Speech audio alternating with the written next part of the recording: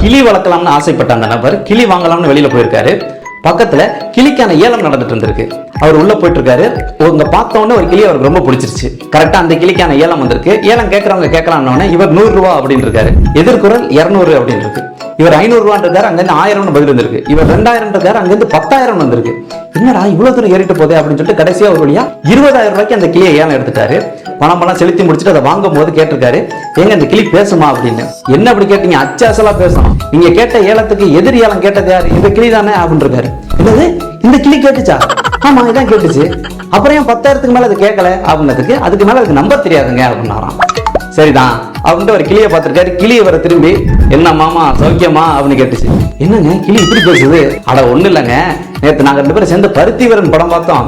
அதுல இருந்து அந்த பையன் அதே பிடிச்சிட்டு இருக்கான் அப்படின்னு சொல்லி சிரிச்சிருக்காரு.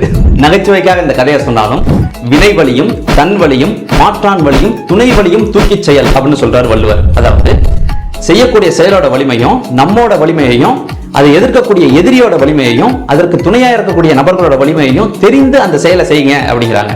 அப்படி செய்யும் போதுதான் அந்த செயலோட உண்மைத்தன்மை என்ன அப்படிங்கிறது நமக்கு தெரிய வரும். அப்படி இல்லைன்னா நாம ஒருத்தர்கிட்ட சண்டை போட்டுட்டு இருப்போம். ஆனா அந்த சண்டைக்கு காரணமான நபர் வேற ஏதோ ஒரு இடத்துல உட்கார்ந்துட்டு இருப்பாரு. எய்தவன் எங்கோ இருக்க அம்பை நோவானேன் அப்படின்னு சொல்லுவாங்க.